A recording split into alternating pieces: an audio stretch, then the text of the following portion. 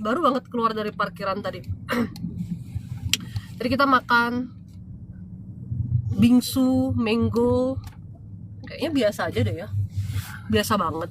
Kata Ciserly tuh kenapa dia suka ke bingsu itu karena ownernya tuh ganteng. Dia tuh biar ownernya tuh tetap ganteng katanya loh, jadi dia datang ke situ. Kalau usahanya sampai tutup kan ownernya kan jadinya nanti nggak ganteng lagi, murem gitu. Jadi dia bilang, kamu tau nggak kenapa Cici suka kesini? Alasannya tuh bukan bingsunya enak, bukan apa, ownernya ganteng katanya. Duh, terjebak juga saya tadi. Tapi anak-anak doyan. Terus di Ubud tuh ada satu tempat makan pasta dan pizza. What's the name? Rita something. Cita. Citata apa gitu namanya ya. Itu enak banget dan harganya tuh nggak terlalu mahal. Masa tadi kita makan bersepuluh 650.000. Oke lah. Pasta carbonara gitu kayak 60 ribuan ya sayangnya. Pizzanya juga gitu. Aldan, kakinya turun. Duduknya kok kayak gitu kayak di pasar. Tapi kan gula. Ya kamu jangan ikut telan lari yang gula-gula gitu. Kamu makan dikit lah. Aku aja tadi makan 2 suap aja. Terus aku dikasih coklat ini nih. Warung Cita. Coklat kayak I don't know. Dia dibungkus coklat lagi, dibalur coklat gitu loh. Eri nggak boleh gula. Yang ngurangin lah. Kita semua kan ngurangin. Makanya aku tuh bikin banana cake di rumah, brownies banana kayak gitu. Ngurangin tepung, ngurangin gula. Pokoknya terigu tuh paling jahat loh. Ya kita kadang-kadang tuh nggak berasa kan, kita nggak makan nasi tapi kita makan roti-roti, makan cake, terus noodles, mie tuh yang kayak gitu-gitu.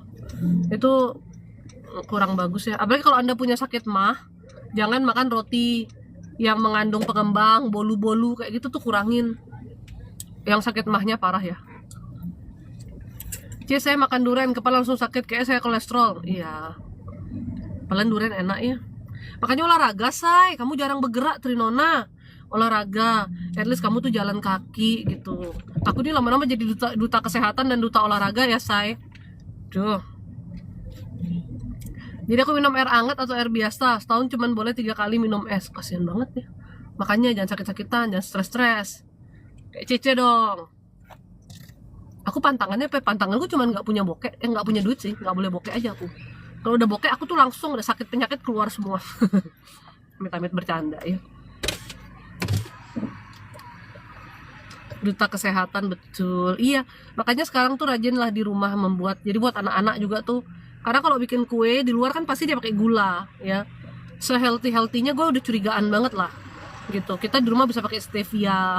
Dan puji Tuhannya anak-anak doyan. Manisnya bisa dapat dari pisang. Kalau buat brownies Anda bisa pakai apel dikukus, dihancurin, atau udah pisang mateng aja udah. Nah itu bisa buat gantiin oil juga. Jadi kan ngurangin minyak juga kan. Nah itu buat penggantinya. Gini-gini, saya dulu jualan brownies sehat sama jual itu apa namanya, roti gandum asli. Cuma roti gandum asli tuh seret banget sih. Kalau dulu jualnya brownies sehat. Makanya saya tuh bisa, cuman males aja. Males masuk dapur sebetulnya. Cuman ya udah deh, kan udah jadi ibu ya, biar anaknya terurus. Ci, pinggangku sakit. Ya iya kamu salah gerak, tadi ada ngambil barang begini-begini. Bukan tadi sih. Iya tadi sih ya, tadi ya ngambil barang begini-begini, agak bungkuk-bungkuk ke samping gitu. Kalau mau ngambil barang tuh saya sering tuh juga sih. Kadang kita mau cepet kan kita asal bungkuk gitu. Narik jadinya. Mesti kita tuh jongkok kita ambil gitu.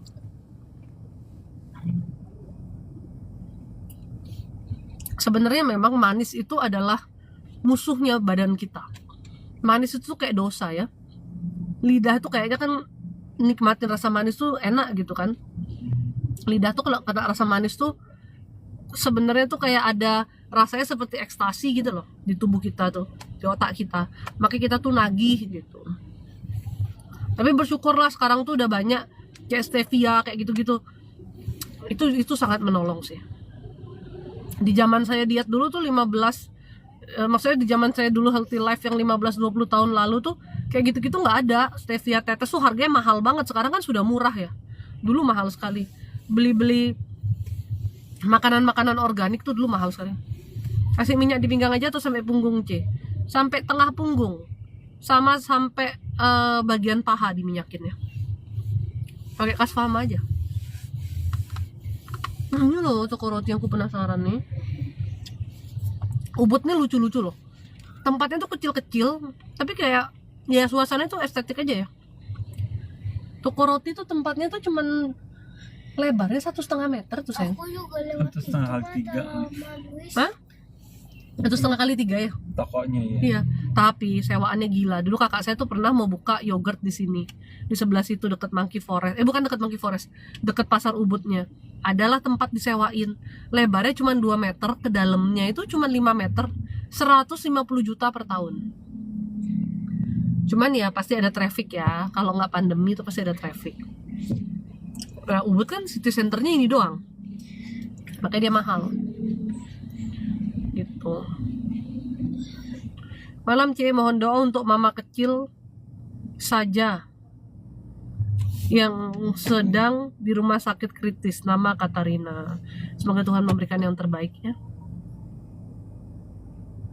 Keluarga juga harus banyak berdoa ya, yang terbaik. Maaf mau nanya, ada apa dengan perut saya, C? Medis? Ini bukan di bagian kandungan, tapi di bagian pencernaan ada peradangan. Dan ada pembengkakan di usus juga. Ini yang saya dapat ya. Bukan di bagian kandungan, bukan di perut bawah karena di atas tengah dia. Coba apa yang dikonsumsi? Anda kalau makan rasanya gimana? Waktu makanan tuh dicerna rasanya gimana? Ada nggak makanan-makanan tertentu yang membuat Anda lebih rasanya nggak nyaman gitu? Lutfi, makasih Cece sudah 5 hari tidak sadar. Kondisinya memang sangat buruk sih. Usia berapa sih? Saya lihat ada masalah banyak di bagian syaraf leher belakang sini loh. Kalau kata dokter sakitnya apa tuh yang sampai nggak sadar kritis itu? Di sini syaraf belakang leher, syaraf tulang ekornya juga ada masalah, organ dalamnya juga, livernya udah jelek sekali. Tapi bisa sembuh kan, C? Ya diusahakan, pola makannya harus diperbaiki, harus ada pengobatannya juga itu. Sakit apa sih sebetulnya? Indra Wardani, takut dan sakut. Saya tanya Cece nanti tuh mau ambil botol gitu. Betul Cece, komplikasi gagal ginjal. Oh ya, makanya parah ya. Banyak doa aja lah. Semoga Tuhan berikan yang terbaik. Yang terbaik bagi yang sakit ya. Organ tuh, kalau komplikasi gagal ginjal tuh semua organ tubuh bermasalah. Livernya juga saya lihat parah. Ya jelas lah livernya parah. Liver tuh kan yang iniin darah. Gagal ginjalnya yang iniin. Ya itulah, makanya dia cuci darah terus ya, pantas livernya nggak kuat jadinya kan. Itulah ya. Kita berdoa selalu minta yang terbaik aja ya.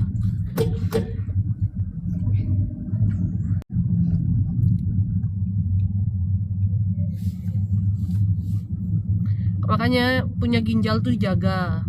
Cara ngejaga ginjalnya gimana? Halo?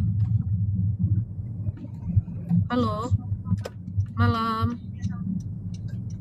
Dengan siapa? Oh, Arni. Iya, gimana? Sorry, saya tadi belum simpen nomornya. Gimana? Oh, sebentar Arni, saya ini lagi di Ubud. Mungkin sekitar jam 8, setengah 9 ya. Gimana? Setengah 9 malam bisa? Kamu sekarang di mana? Arni di mana posisi? Wih, jauh banget di Nusa Dua, say. Saya kalau kamu jam segini saya belum di rumah. Jam 8 mungkin, 8 lebih lah saya udah di rumah. Besok bisa lah. Besok boleh, mau jam berapa besok? Siang. Boleh. Jam berapa? Jam 2. Dia jauh, posisinya jauh di tuh, Nusa Kak? Dua dia sayang. Oh iya, pergi aja mungkin ketemu sama-sama Ya, waktu udah. sampai rumah. Iya, oh Kalau kamu dari Kalau Nusa Nusa Dua, Dua mungkin kalau lama. kamu jalan sekarang juga ya saya juga udah di jalan pulang ini dari Ubud. Mungkin kita akan bertemu, bukan mungkin ya. Dari waktunya kita kan ketemu, kamu naik motor kan? Iya. Iya. Udah. Ya. Ya sekarang sudah ya. Betul. Iya. Ya udah, saya kirim alamat ya. Iya. Oke, thank you Arni. Yuk. Dapat juga pembantu mau kerja ya. Mudah-mudahan waras ya. Ntar sampai rumah dia nggak waras lagi. Waras lah ya. Tuhan sudah memilihkan. Gimana caranya nih ngirim Sherlock rumah sayang? Aku nggak punya Sherlocknya di Saya sini. bentar. Kamu send ke aku dong. Aku cuma punya rumah alamat Iya. rumahnya. Bentar. Oh, share. Hanya bertahan dengan oksigen C. Iya. Udah lama juga kondisinya tuh sebenarnya sakitnya kan drop. Mudah-mudahan nih waras ya. Saya tuh dapat mbak nih dari mbaknya sepupu saya gitu. Iya ART Guston. Akhirnya dapat dari mbaknya sepupu saya. Dicari katanya adiknya dia gitu. Sebenarnya gua nggak ngerti dah. Orang kita juga jadi bos tuh saya marah aja jarang. Mau ART tuh mau cari bos yang kayak gimana ya? Marah aja jarang. Yang penting kerjaan-kerjaan utama beres, udah gitu aja. Saya mah maklum-maklum aja. Mau metode-metode kerjamu gimana, yang penting nggak terlalu menggila aja gitu. Udah. Syukurlah Ci dapat ART. Iya, mudah-mudahan waras, udah itu loh. Kuncinya itu, mudah-mudahan tuh dia tuh waras. Kalau dia nggak waras kan angel aku juga. Ya. Melelahkan.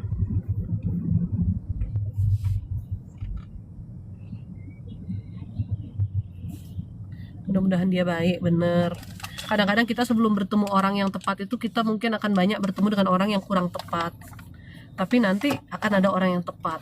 Emang nyari pegawai itu susah-susah gampang ya. Ini tumben loh, terlama saya nggak punya pembantu tuh ini. Tapi ya puji Tuhannya tuh selalu ada pertolongan lah, kayak pegawai dari toko gitu. Biasanya dulu di Jakarta tuh saya nggak pernah nggak punya pembantu, ya. Bahkan Lebaran pun infal. Wih, kalau infal Lebaran tuh, Mbak dulu ada pembantu saya paling suka infal Lebaran karena kan gede banget dapatnya kan kalau infal kan. Terus baru habis selesai Lebaran tuh habis infal baru dia pulang gitu. Gede lah dapatnya kalau infalan tuh. Yang bayar sih yang agak cokot-cokot. Dulu tuh selalu kita punya pembantu lebih dari satu ya sayangnya. Untuk cadangan. Pembantunya punya pemain cadangan loh say. Selalu lebih dari satu. Pernah saking nggak ada kerjaan nih punya pembantu 3. Satu mbak saya tuh lucu tuh. Siapa namanya kok? Yang suka yang pokoknya dia tuh si El Nathan, gerak kemana aja dia di pantatnya El Nathan, ngejagain El Nathan. Siapa sih saking nggak ada kerjaannya, anak saya bergerak dikit dia langsung di pantatnya anak saya gitu kayak nemenin. Padahal tuh anak saya ini kan diam di rumah terus di dalam rumah. Yoyos makom. Bukan Yoyos, ada ibu-ibu tuh loh yang udah agak tua tuh saya lupa namanya. Saking nggak ada kerjaannya, satu kan urusan masak-masak di dapur kan kalau udah kelar masak-masak bebersih juga kan kayak gitu aja. Udah santai dah mereka sampai siang paling setrika. Yang lagi satu jagain anak saya yang kecil. Yang lagi satu ini sebenarnya nggak ada kerjaan. Anak saya yang gede pantatnya ditempel kemana-mana. Lagi. Hah? Lewat nih. Atau gua Sherlock posisi gua ya. Nanti lo di mana Sherlock ke gua. Siapa nanti kita ketemu di mana gitu kan kelihatan. Oke ya, Sherlock ya. Oke. Oke ya. Tapi saya sebenarnya sama pembantu-pembantu yang resign dari saya dengan baik-baik itu masih berhubungan sampai sekarang. Masih chatting gitu. Kadang-kadang dia sapa, dia lihat foto anak saya, sapa. Ada yang bilang, "Ibu kalau ibu di Jakarta lagi saya mau kerja. Mohon maaf ya, ibu sudah tidak di Jakarta lagi." Sakit saya nggak parah kan sih? Iya. Dibilang parah sih, belum separah itu. Tapi kalau Anda tidak tangani dengan benar ya parah. Minum Damarati itu loh sama Devara karena sudah ada peradangannya. Sehari minumnya 3 kali untuk Devara. Damara 2 kali aja. Udah gitu kamu harus balur pakai Magani sama Kasfama. Itu kalau kamu mau pengobatan yang herbalnya. Kalau kamu mau cari dokter ya sudah carilah, kamu kan yang lebih tahu. Gitu. Internis berarti kalau cari dokter ya. Kalau nggak Sherlock toko aja kan deket rumah. Iya sih, tapi nggak tahu di toko ada orang apa enggak. Takutnya nggak ada pegawai. Weekend soalnya kan. Pegawainya nggak tahu dah ya kemana. Pacaran kali.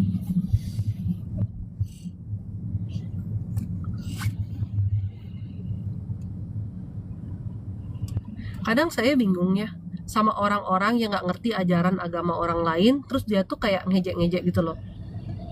Dengan dia punya otak yang salah tanggap. Kayak bapak tadi yang saya bilang, Pak dulu bapak saya pikir bapak waras gitu. Sebenarnya itu kan memang cara saya tuh buat nyentil gitu loh ya. Perkataan tuh sebenarnya cara saya buat nyentil. Yang dia bilang, kalian ikutin ajaran Yesus, jangan ajarannya Paulus. Ini orang ini ngerti apa enggak sih sebetulnya perkataannya dia ya? Apa yang dia omongin tuh dia ngerti nggak sih?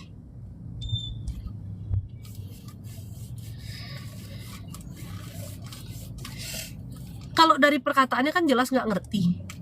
Mereka berasumsi sendiri dan lain sebagainya lah, dengan nggak tahu lah otaknya tuh seperti apa, ajaran mana yang dia dengar, kesimpulan mana yang dia dengar gitu loh. Kalau Anda tidak memahami agama orang lain, Anda pun tidak menjadi bagian dari agama itu, Anda diam aja. Anda diam aja. Karena orang yang sudah memilih agamanya, dia sudah punya keyakinan di agama itu, kamu ngomong begitu, bukannya dia jadi sadar, dan yang kamu ngomong juga salah kan? Jadi tersinggung, jadi marah, nggak ada gunanya. Orang kalau sudah memilih pilihannya dibilang salah, dihina-hina, pasti marah. Lalu yang terjadi apa? Akan membalas menghina agamamu lagi. Disitulah iblis langsung berperan, bikin kau baku hantam. Kenapa kamu ributin itu, gitu loh? Apa urusannya sama kamu? Mau dia ikut ajarannya Paulus, mau dia ikut ajarannya siapa? Kenal juga enggak, mulut lu gatel banget, jari lu gatel banget. Kecuali dia nih ikut ajarannya iblis, bolehlah kau tegur dia. Paulus itu kan salah satu rasul murid Yesus. Bukan, Paulus bukan murid Yesus ya. Rasul yang dipilih setelah Yesus meninggal. Tapi kan Tuhan bisa pakai siapa saja. Ya, kalau Petrus baru murid Yesus. Kenapa selalu dibilang ajaran Paulus? Padahal pemegang kunci surga itu Petrus loh. Karena kelemahannya Paulus itu, Rasul Paulus ya, kelemahannya adalah beliau dulunya murtad, tidak mengenal Tuhan, bahkan mengejar murid-murid Yesus untuk dibun-bun, ya kan? Ketika Tuhan Yesus sudah disalibkan, murid-murid yang menyebarkan ajarannya Yesus itu mau dibun-bun sama dia. Sampai dia dibikin buta, terus dia disuruh mencari salah seorang imam, Ananias kalau nggak salah namanya ya. Lalu Tuhan melalui kuasa Tuhan membuat dia tercelikkan lagi dan dia benar-benar bertobat, ya. Dan dia turut menyebarkan ajaran Kristus dengan pengalaman iman yang sudah dia miliki, gitu loh ya. Dengan Tuhan langsung yang menunjukkan kuasanya kepada dia gitu. Ada yang salah nggak? Nggak ada yang salah. Apakah Rasul Paulus bikin sendiri ajarannya? Enggak. Beliau benar-benar mengajarkan yang sesuai Tuhan punya tuntunan. Apakah Anda pikir orang-orang yang dipakai oleh Tuhan untuk menyebarkan ajaran Tuhan itu tidak mendapat hikmat dari Tuhan? Kayak saya gini, saya tidak belajar apapun. Saya bukan bilang saya rasul ya, tapi Tuhan kan kasih saya tugas untuk live. Ketika menjawab Anda, menerangkan kepada Anda, ini murni tuntunan Tuhan, ini murni hikmat dari Tuhan, bukan diri saya. Kalau saya nggak dapat jawaban, saya bilang saya nggak dapat jawaban. Saya aja yang tidak dipilih, maksudnya yang tidak hidup di zaman itu, yang menjadi murid Yesus pada saat itu, atau yang mendapatkan seperti Rasul Paulus gitu, kejadian yang luar biasa dari buta dicelikkan begitu aja, diberi hikmat kok oleh Tuhan. Masakah yang sudah jelas-jelas dipakai oleh Tuhan ini gak diberi hikmat ketika memberi pengajaran? Kan logika aja dipakai secara simpel aja gitu ya. Kenapa? Mulut Anda tuh dipakai oleh iblis, jari Anda dipakai oleh iblis. Untuk apa? Untuk memicu perkelahian, sehingga Anda ngoceh-ngocehin agama lain. Anda gak ngerti sebetulnya gitu loh. Urusin aja agamamu sendiri, dalam artian bukan agamamu juga yang kamu ucap-ucap ya, tapi ibadahmu sendiri gitu loh. Kamu urusin itu. Udah benar belum? Udah baik belum? Urus diri masing-masing tuh loh. Coba hidup tuh agak-agak simpel dikit jadi orang. Jangan ngurusin seluruh orang. kayak pilihanmu udah baik terus kamu koar-koar aja. No, kamu kan pilih sendiri istrimu atau suamimu. Kayak saya nih, saya pilih suami saya. Apa perlu saya pakai megafon teriak-teriak suamiku paling baik, suamiku paling benar, suamiku paling hebat karena pilihanku? Terus apa kabar lu yang udah pilih suami lu? Ini kan pilihan kita, kita pilih masing-masing, udahlah gitu loh. Kamu ngerti juga enggak? Ternyata ada suami yang lebih baik dari suami kita juga, kita nggak tahu gitu loh. Kadang-kadang bingung saya, kenapa orang suka sekali meributkan hal seperti itu dengan otaknya yang dangkal dan bodoh. Kamu kalau ngerasa agamamu sudah paling bagus, jalanin aja, tunjukkan dari perbuatanmu. Kalau kayak gitu, apakah perbuatan dia menunjukkan ajaran agamanya? Enggak sama sekali loh. Makanya saya bilang, oh bapak error juga ternyata. Kira ini udah agak waras gitu kan. Ternyata nggak waras. Ikut ajaran Kristus, bukan ajaran Paulus. Pernah baca Injil nggak sih sebetulnya?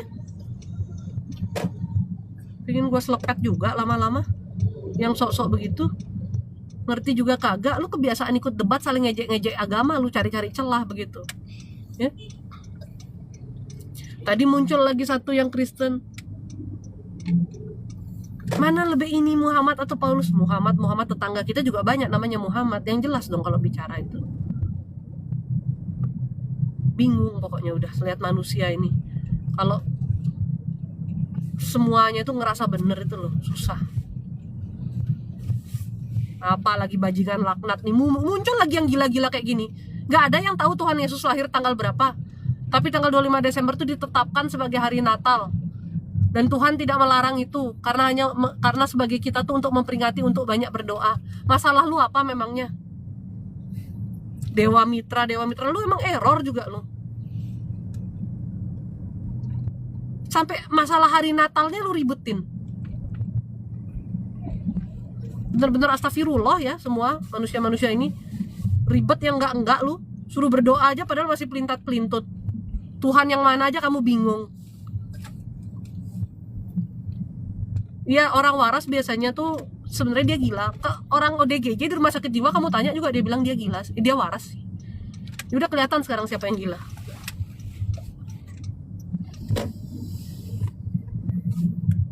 Orang ODGJ semua juga ngaku waras ya. Coba kamu ke rumah sakit jiwa sekarang, ke RSJ.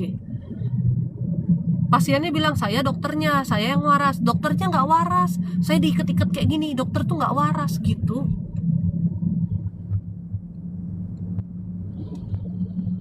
Suka-suka lu lah ya. Lu bikin cerita sendiri boleh.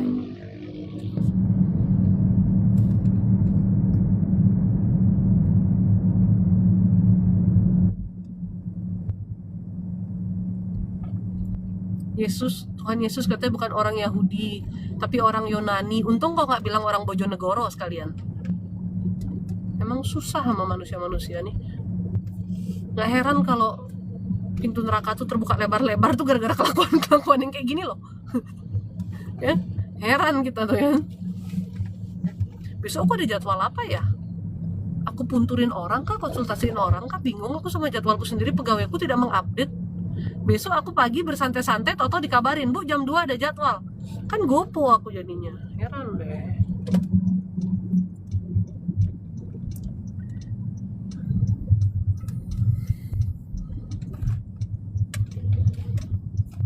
Jadwalku dan Cemeli tanggal 23 ya, C. Gak nanya. Iya.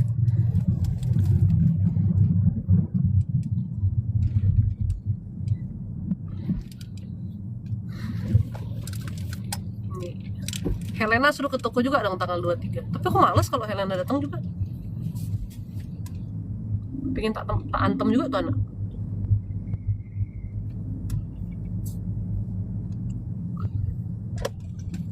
Sebentar lagi kita akan melewati tempat yang serem.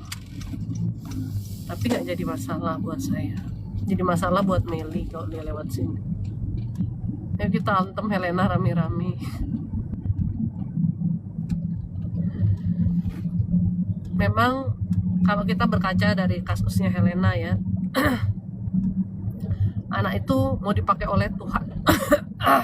Mau dipakai oleh Tuhan, kenapa kok nggak cepet gitu loh. Prosesnya dia tuh kok nggak cepet. Kenapa seperti itu?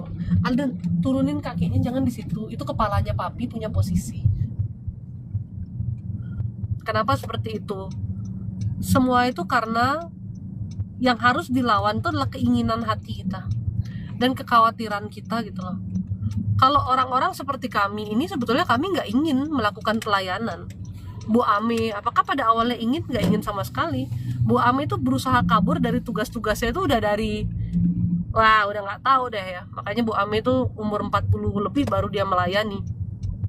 Sebelumnya selalu berusaha kabur. Dan nenek cuman bilang terima aja takdirmu, terima aja jalanmu gitu yang Tuhan mau. Tapi ya kita nggak ini ya. Maksudnya ya namanya manusia gitu kan, mau ikutin hati sendiri sampai digepuk Tuhan berkali-kali baru nurut gitu.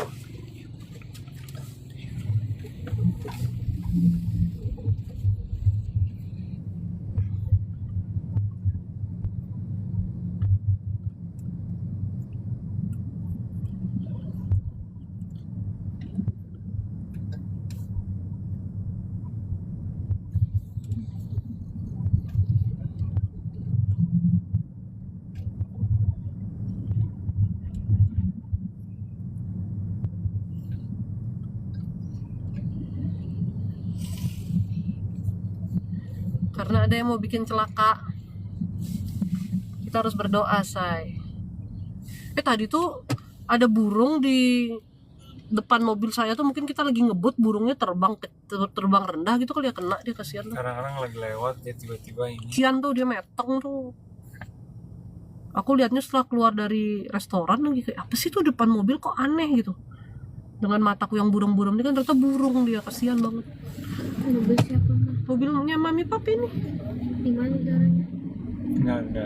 Ada darah, dia cuman kayak ketabrak tapi nyangkut aja gitu. Tadi sampai mana ceritanya? Oh, Bu Ami kan tidak mau menerima tuh. Karena apa? Ya kita punya keinginan diri, kita punya apa yang kita mau kerjain gitu kan. Tidak mau tunduk lah karena kita punya keinginan sendiri. Kayak saya juga dulu saya kan tidak mau tunduk, makanya sampai babak belur gitu ya, karena nggak mau tunduk. Terus kayak Helena juga, permasalahan Helena sekarang tuh kan nggak mau terima, nggak mau tunduk gitu loh. Sebenarnya yang perlu kita lawan tuh memang keinginan hati kita loh, kehendak diri kita ini loh, itu yang berat. Makanya kalau dibilang pikul salib itu ya murni melawan kehendak diri aja.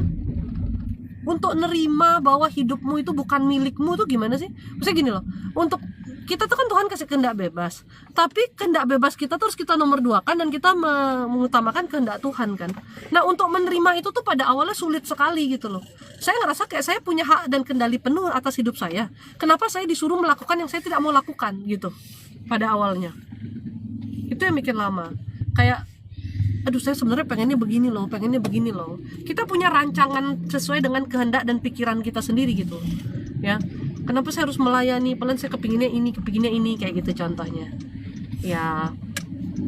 Tapi terkadang kehendak bebas dan keinginan kita itu bukan sesuatu yang benar untuk kita jalani, bukan sesuatu yang baik bagi kita kan. Tetap apapun itu kehendak Tuhan nomor satu kan. Nah itu Helenanya muncul. Dan semakin kita ingin menjalankan kehendak kita, maka Tuhan juga akan semakin tarik kita ke arah kehendak Tuhan.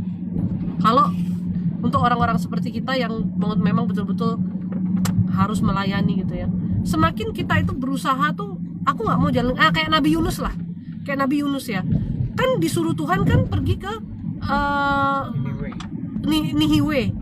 Niniwe, satu daerah di mana dia harus mewartakan di situ adanya akan ada bencana gitu kan ke daerah itu kalau tidak mau bertobat gitu. Saat itu menolak kan, sampai naik kapal kabur, sampai orang-orang di kapal buang dia ke laut gara-gara ada badai besar, mau ada kecelakaan ya kan. Semakin berusaha menjauh dari jalan Tuhan, semakin juga Tuhan akan ada caranya dari kehendak Tuhan tuh ya, semakin juga Tuhan akan ada caranya untuk tarik kita. Dan tarikan Tuhan tuh kadang-kadang ya itu berat gitu loh, susah. Kalau ditariknya tuh kan rasanya kan gak enak sekali gitu. Kamu lari ke sana, jangan sini, kamu tuh ke sini gitu. Ikut yang aku mau nih, di sini nih kamu jalan nih, sini tempatmu. Kalau di kisahnya Nabi Yunus, yang terjadi adalah apa? Badai besar, banyak orang hampir celaka. Nabi Yunusnya sendiri sampai dibuang ke tengah laut, nyawanya hampir terancam, ya. Kalau di kita bisa jadi seperti itu juga. Kita ditarik dari kehidupan kita dicampakkan dulu, kita dibuang dulu. Sampai kita merasa kayak nyawa kita terancam. Sampai apa? Dimakan ikan paus kan? 3 hari di perutnya ikan paus. Kalau sekarang kita nggak mungkin sih 3 hari di perutnya ikan paus. Tapi ibarat kita tuh dalam masa karantina, dalam masa peralihan Tuhan tuh loh. Ya ada hal-hal yang mungkin terjadi. Itu terserah Tuhan memilihnya seperti apa untuk kita. Supaya kita bisa tunduk. Udah gitu sampai di Niniwe, Nabi Yunus sudah mewartakan tuh, kalau kalian kayak gini Tuhan akan kasih bencana. Terus orang Niniwe bilang apa? Kalau kami bertobat, berarti Tuhan akan mengampuni dong, ya. Kami nggak jadi dong dimusnahkan dengan bencana. Kalau gitu kami mau bertobat. Orang Niniwe melakukan puasa dan bertobat. Terus Nabi Yunus komplain ke Tuhan, Tuhan, saya kan sudah susah-susah nih, udah dibuang di laut, dimasukin ke perut ikan paus, sampai ke Niniwe. Kok mereka bertobat nggak jadi dong bencananya? Berarti saya ini mewartakan yang salah dong. Bukan. Tuhan tuh memberi contoh kan. Nabi Yunus kan dikasih pohon untuk berteduh. Pohonnya dibuat tumbang. Dan Nabi Yunus bilang apa? Sayang banget ini pohon tumbang. Kenapa sih pohonnya harus tumbang? Pohon ini loh melindungi aku dari panas, dari hujan gitu kan. Karena di situ tempat Nabi Yunus berteduh. Tuhan bilang apa? Kalau pohon yang aku izinkan ada untuk ini hanya tumbuh dalam beberapa hari aja kamu sayang, apalagi umatku ini, aku juga sayang. Kadang-kadang ada hal yang kita sampaikan, ada hal yang kita beritahu, yang kita lakukan gitu. Itu tuh bukan. Bentar ya. Ya. Hah? Oke. Gue cari. Coba. Gue lihat dulu ya. Nggak bisa lagi nelpon. Nah. Ya.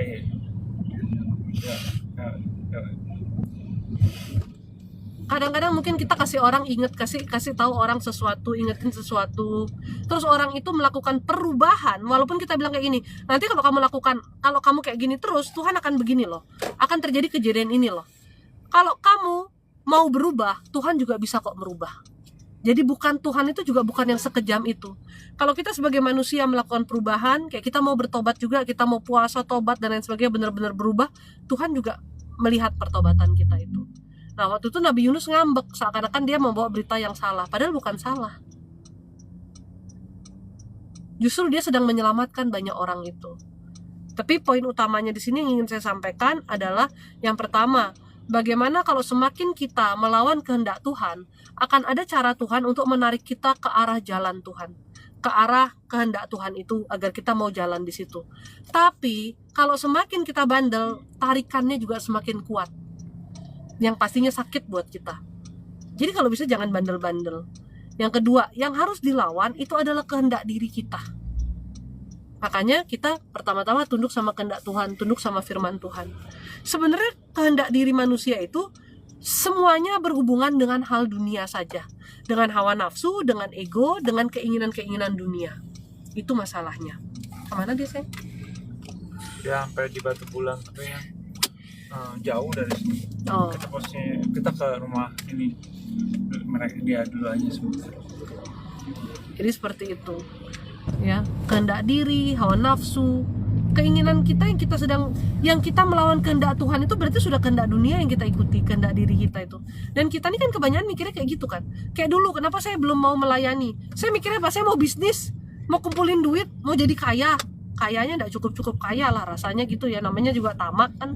Pikirannya kan mau seneng-seneng aja. Pokoknya saya mau kerja, saya nggak mau ngurusin orang lah. Ngapain ngurusin orang? Saya orangnya dari dulu nggak suka ketemu manusia juga kan, nggak peduli sama orang lain gitu.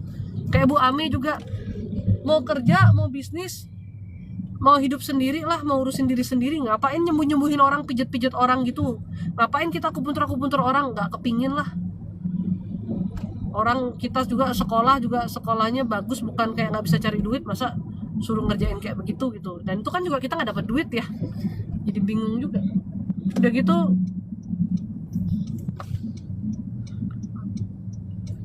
itu semua harus dilawan. Rencanaku bukan rencanamu, itu kan kata Tuhan. Rencana saya apa? Saya jadi notaris, saya punya bisnis, ya udah saya jalanin pekerjaan saya kumpulin duit, hidup happy lah. Happy kata saya, happy dunia. Bu Ami juga rencananya apa? Bu Ame ya mau bisnis, orang Bu Ame juga bukan orang oneng kok. Bu Ame pendidikannya bagus, ya. Mau bisnis ya udah, mau hidup suka-suka kita, tata kehidupan sendiri. Tapi harus kita biarkan Tuhan yang menata itu. Jadi kita yang melawan keinginan kita. Untuk tunduk itu adalah melawan keinginan diri. Dan yang ketiga, sadarilah bahwa kita masih punya kesempatan untuk melakukan perubahan itu. Walaupun saat ini kita melakukan kesalahan, kita hidup dalam dosa seperti orang-orang Niniwe, mungkin kita sampaikan nanti kan kamu bisa seperti ini, ada hal seperti ini terjadi, tapi kamu bisa melakukan perubahan kalau kamu mau bertobat sungguh-sungguh ikut Tuhan. Orang Niniwe ditolong karena apa? Karena sungguh-sungguh bertobat saat itu.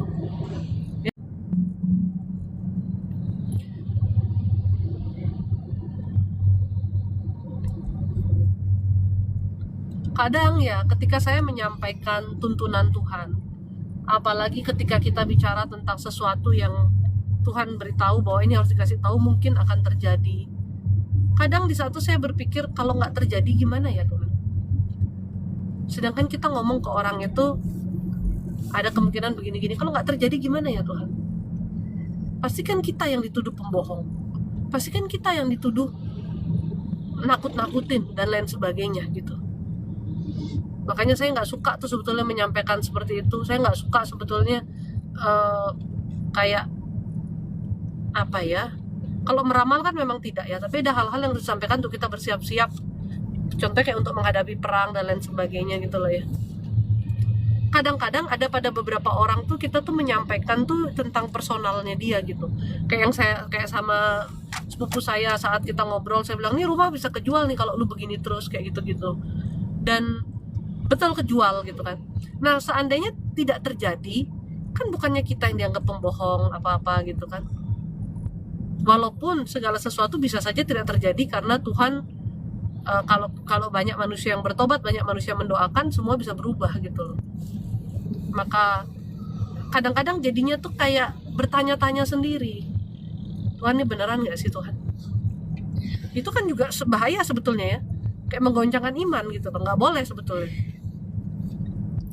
Ketika saya membaca kisah Nabi Yunus itu baru saya sadar, iya ya, alangkah baiknya memang yang buruk itu kan tidak terjadi. Biarlah saya yang dilihat salah, tapi orang-orang ini selamat dari keburukan gitu loh. Mungkin dengan melihat diberitahu yang Tuhan perkenankan itu jadi lebih banyak orang berdoa, lebih banyak orang bertobat gitu kan, lebih banyak orang mempersiapkan diri, memperbaiki diri, sehingga yang buruk kan dijauhkan jadi sama Tuhan. Ya mau lebih baik begitu gitu. Kenapa saya lah, bukan kita ya, saya lebih memikirkan pandangan orang apakah saya benar atau salah ketika menyampaikan itu? Kan saya murni ikut tuntunan Tuhan saja.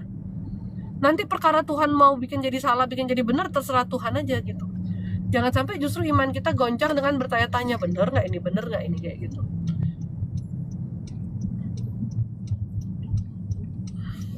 Karena diri sendiri yang itu tuh masih mau dahuluin ego gitu, nggak mau kelihatan salah apa gitu kan, masih dahuluin ego. Nanti ada yang bilang, berarti Tuhan yang pelin-pelan dong. Beda ya, Tuhan itu tidak pelin-pelan. Tuhan itu maha pengasih dan maha pengampun. Setiap manusia yang mau bertobat, pasti Tuhan sambut. Amarah Tuhan langsung hilang, langsung reda. Tuhan tidak pelin-pelan. Karena Tuhan selalu ingin menyelamatkan. Ya. Makanya sesungguhnya nggak ada manusia yang layak masuk surga nih, nggak ada. Kita tuh hanya selamat karena kebaikan Tuhan aja.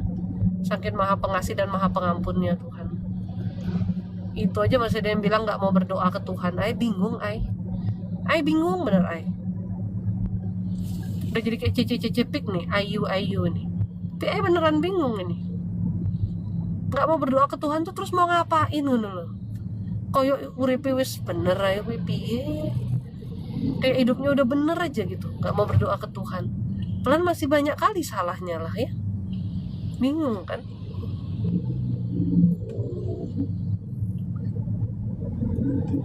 Dan apa ya yang membuat manusia itu kok bebal sekali, susah sekali ya? Padahal kan hidupmu sudah lebih banyak sulitnya, hidupmu sudah lebih banyak masalahnya gitu. Seharusnya kamu menyadari ya, ini sekarang hidup lagi konflik-konfliknya gitu misalnya kan. masalah lagi banyak-banyaknya. Apa penyebabnya? Saya kurang ke Tuhan gitu. Kan kamu harusnya menyadari itu dan kamu harusnya memperbaiki dong ya, memilih ke jalan Tuhan. Tapi kok sulit banget ya gitu. Sulit banget gitu untuk benar-benar meninggalkan hidup yang buruk dan memilih ke Tuhan tuh kok bisa sesulit itu ya? Gak ngerti deh. Udah tahu nih ya, kita tuh udah tahu kalau kita marah kepala kita sakit gitu misalnya. Kalau kita marah nanti kita begini gitu, tapi kita tetap aja memilih marah. Kenapa gitu ya? Emang gak semudah itu kali ya melepaskan dari jerat setan, emang susah sih. Nah, kalau Meli pokoknya setan aja yang disalahin sama dia, langsung dia jawab gangguan setan, padahal dia yang kesetanan. Meli, setannya minder sama kamu tau. Dikit-dikit kamu salahin setan aja. Kayak orang yang hidupnya udah ruwet sekali gitu ya. Seruat-ruwetnya ruwet lah hidupnya mereka tuh. Malah makin kaku gak mau ke Tuhan tuh, aku gak ngerti deh. Gitu deh.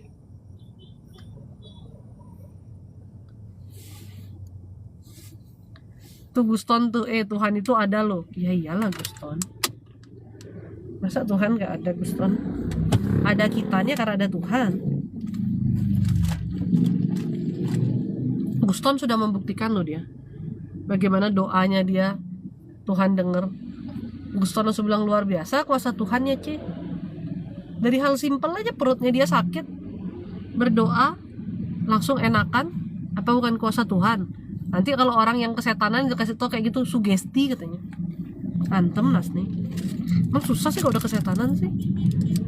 Kasih tahu yang baik sugesti, kasih tahu yang nggak baik langsung percaya. Nggak ada sugesti. Kalau kita bilang ada setan, dia nggak bilang sugesti. Langsung dia bilang bener setan tuh ada. Nah itu dah ciri-ciri udah kesetanan akut. Ada yang nggak percaya setan juga nggak percaya Tuhan. Pokoknya bener-bener pengen diantem sebetulnya. Terlalu banyak jenis manusia ini.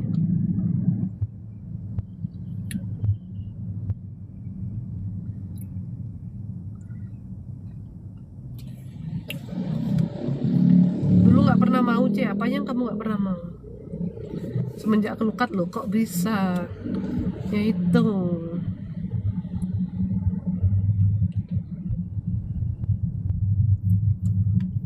Yang mana kamu mau antem Cik, tak bantuin. Kamu udah Cik mau tak antem Cik, ntar lu kok susah sekali nih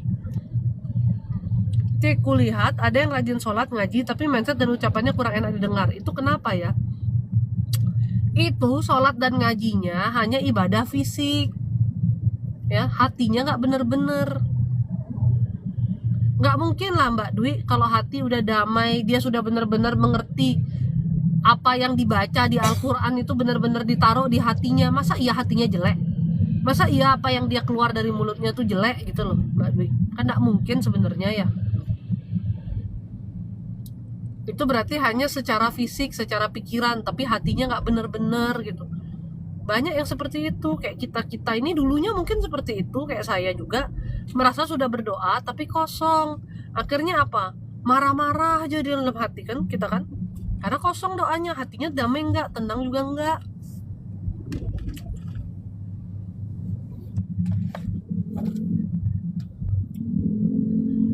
Belum rilis ya hatinya. Ya belum bersih. Belum benar-benar belum benar-benar memahami tuntunan Tuhan dan menerima tuntunan Tuhan itu ya. Makanya tadi siapa tuh bilang, Kabuki kan bilang saudaranya dia itu padahal ke gereja loh. Saya langsung jawab, emang kalau orang ke gereja udah pasti ke Tuhan? Belum tentu. Mau tidur di gereja pun belum tentu kok ke Tuhan. Ya itu ibadah fisikmu. Kalau hati masih banyak kepahitan, kebencian, dendam, amarah, luka batin, ya susah juga, ya kan? Berarti nggak betul-betul ke Tuhan gitu. Ci, tadi subuh aku doa, tapi seperti ada yang terlepas. Apa itu Ci? Seperti hatiku lega, kesedihan sama keruwetanmu sih ada yang rilis sedikit. Aku disuruh puji-pujian terus, itu maksudnya gimana ya Ci? Tolong jangan diantem. Nggak tahu juga ya maksudnya gimana. Kayaknya udah jelas dan clear sekali kan. Suruh puji-pujian terus. Maksudnya gimana? Maksudnya gimana? Yang mana yang kamu tanya Helena? I don't understand. Which maksud yang lu tanya? Kenapa kamu disuruh puji-pujian terus, mengundang hadirat Tuhan kan? Karena saat ini kamu tuh jauh dari Tuhan sebenarnya. Otakmu tuh loh ruwet sekali, hatimu tuh loh terus denial, terus nolak dengan amarahmu yang besar. Kenapa kamu terus-terusan puji-pujian? Supaya hadirat Tuhan kamu jadi lebih tenang.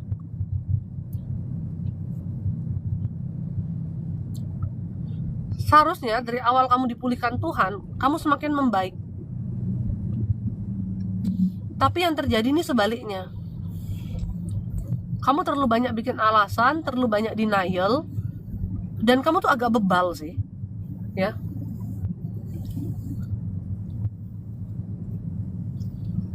Kamu tuh agak bebal, itu masalahnya. Contoh kecil aja. Saya kadang-kadang nggak ngerti sih sama karaktermu ya. Ini saya ngomong karena di depanmu aja lah sudah langsung, gue nggak ngomong-ngomong di belakang. Kayak ke toko ketemu kita juga gitu, ya. Itu aja kamu bikin ruwet gitu loh. Nggak enak, nggak gini, nggak gitu. Ntar ketemu kita pakai masker, anak anu ribet lu tau nggak? Pakai masker kayak penjahat aja lu kalau ketemu kita harus pakai masker.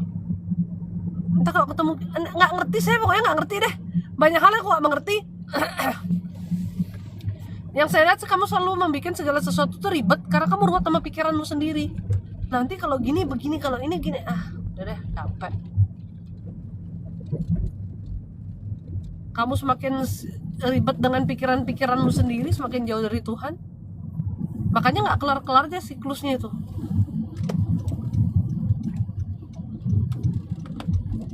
Jangan kamu pikir kamu sekarang udah sulit kesurupan, itu berarti kamu sudah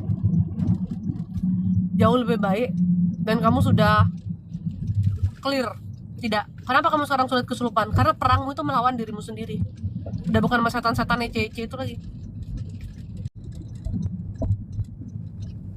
Perangmu tuh sama dirimu, otakmu tuh loh yang bebal itu loh, hatimu yang keras itu loh, yang nggak mau terima kehendak Tuhan loh. Itulah peperanganmu sekarang. Yang nantinya peperangan itu juga bisa dimanfaatkan oleh iblis. Dimanfaatkan oleh iblis, bukan cuman kesurupan gitu mah ece-ece sebenarnya. Ya Helena, pas kamu bertanya, pas kamu kusentor, ya udah terima nasib aja. Ya.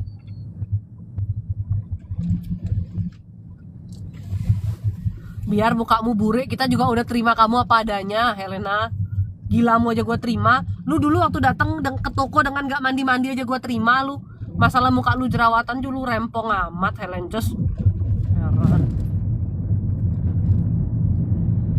Pokoknya ada deh Helena ini dikit-dikit. Aduh Ce, jangan Ce, aku gini aku gitu. Apa sih?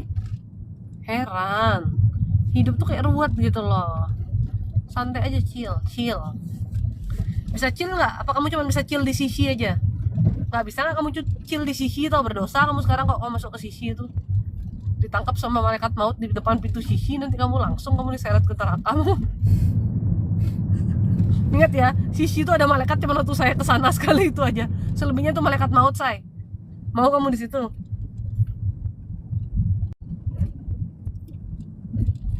Banyak alasan tulunin, nah tuh ada kan. Sama aku lewat sisi inget Helena, iya. Ya Helena, kamu kalau ke sisi hari Rabu, Ladies Night, daftar dulu di websitenya.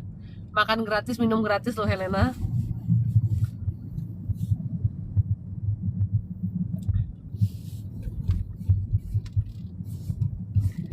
Daftar untuk Ladies Night gitu. Ladies lo ya, bukan Lady Boy Night.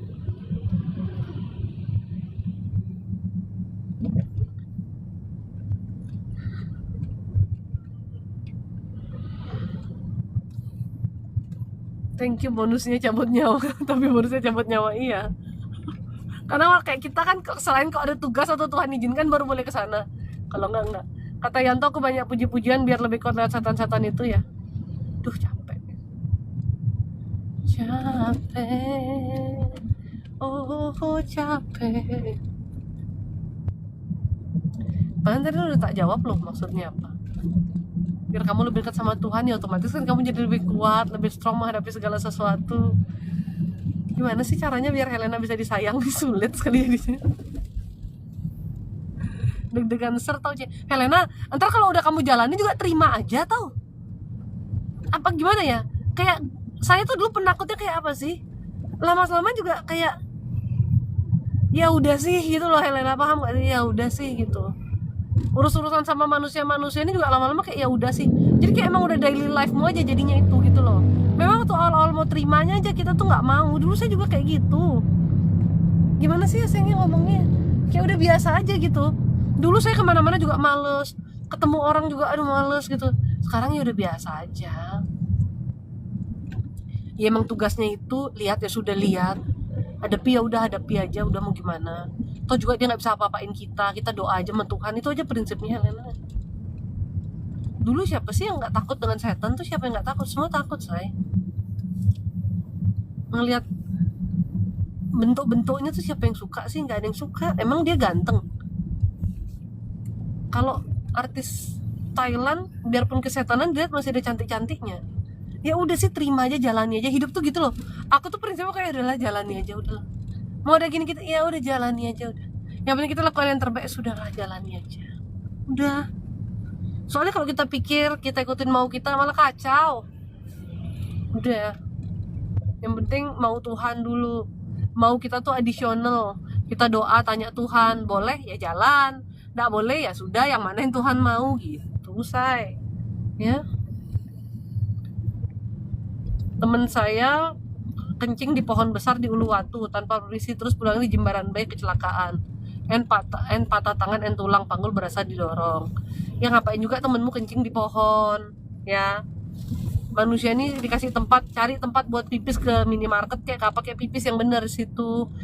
Pohon itu kan kadang-kadang kan jadi makhluk-makhluk tuh tinggal di situ. Coba kamu punya rumah sekarang, tiba-tiba saya datang, saya pipis di rumahmu, di depan pintu rumahmu, boleh? Anjing aja pipis depan pintu rumahmu bisa kamu marah? Kebuin manusia, kayak tetangga saya tuh nggak tahu ya ada anjing apa kucing liar gitu, yang pasti sih bukan owiku yang kiowo itu, anjing apa kucing liar itu pupup lah di halaman rumahnya dia. Di grup perumahan dia bilang, siapa yang anjingnya pupup di halaman rumah saya, kalau saya dapat tuh anjing akan saya potong gitu. Dia juga marah, ya wajar juga dia marah kan, halaman rumahnya dipipisin, dipupupin. Ya sama aja, yang punya pohon juga wajar marah. Cuman ya mereka balasnya tuh kayak gitu. Teman aku juga pernah loh, dia kan lagi mabuk, terus di bypass tuh ada pura, dia juga lengah tau, dia pipis di pura tuh punya tembok tau, nggak sadar sih dia itu pura. Masuklah dia lagi ke mobilnya, dia itu waktu itu mau ke arah Kerobokan, jadi dia tuh nggak tahu dia clubbing di mana, dia lewat bypass, dia mau ke arah Kerobokan gitu, lewat Gatsu tuh, lewat bypass Gatsu gitu. Dia pipis lah di situ, dia udah setengah mabuk sambil nyetir, ya kan, kayak orang-orang tipsi tuh masih bisa nyetir tapi tipsi gitu. Dia pipis, dia masuk mobil, kok gasnya ini kok berat sekali gitu loh. Mobilnya dia waktu zaman tuh mobil Civic tuh nggak, Honda Civic tuh kan ya sering dipakai jadi mobil balap kan ya, dan itu mobilnya dia tuh lumayan kenceng gitu. Dia injek gas sedalam-dalamnya, dia injek gas, mobil tuh hanya kecepatan 40. Dia bingung kenapa ya kok mobilnya nggak jalan-jalan. Dia tengok kaca belakang, di belakang tuh ada perempuan duduk nunduk gini, ngikutin dia gara-gara dia pipis di pura say. Tapi untungnya dia nggak kenapa-napa sih, karena setan itu menghilang di kuburan Kerobokan itu. Pacar kakak sepupuku dulu pipis di pura gitu, langsung kelaminnya bengkak dan meninggoy. Nah itu ya, hati-hati ya. Aku sebenarnya butuh minumnya di belakang nih. Nggak bisa sayang, bahaya. Boleh pipis tapi kulon-won dulu ya, cari WC lah ya, cari WC say. Kok toko buah ini menarik. Nah pas kita berhenti sebelah pura, orang kemarin loh, sepupu saya pas ke Kintamani, istrinya si Arfan tuh pas ke Kintamani, anaknya dia tuh muntah di mobil ya kan. Terus mereka tuh panik, salah apa nih, mereka tuh panik kan, anaknya muntah di mobil, panik turun, bersihin di pinggir jalan, terus kantong bekas muntahnya tuh dibuang gitu loh di situ. Ternyata itu dibuangnya tuh di depan pura, di tembok pura juga, dan pembantunya tuh nggak merhatiin kalau itu tuh pura gitu loh. Pulangnya pembantunya kesurupan di rumah.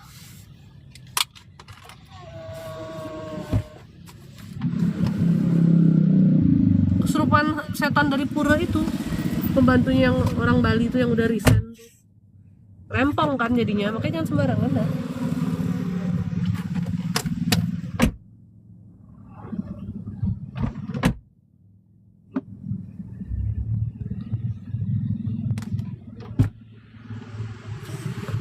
Saya yang tanya salahnya salah apa tuh?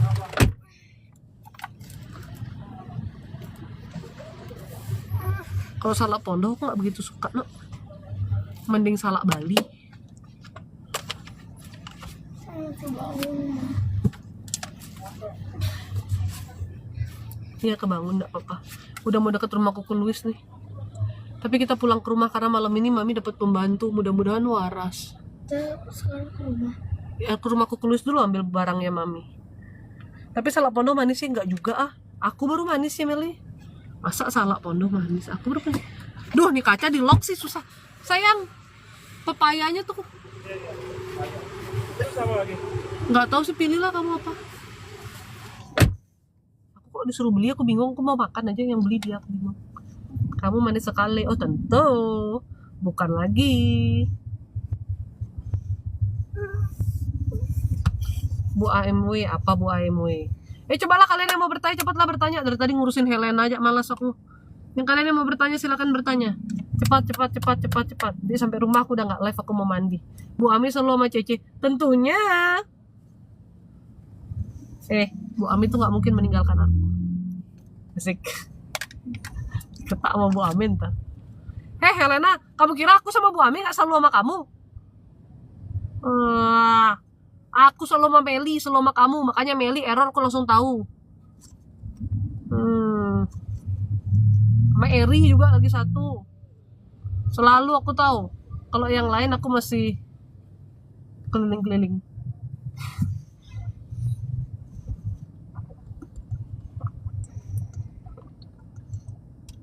Tapi aku tuh kok tugasku tuh bisa Meli tuh loh. Heran aku. Bu Ami yang paling sering kulihat Cici di mana kadang tempat ngajar. Males juga aku lihat kamu Helena, makanya aku yang kalau bisa nggak usah ke Helena nih gitu. Aku gimana hari ini, kesel, bete, agak sedih juga. Ada apa Eri? Ada apa?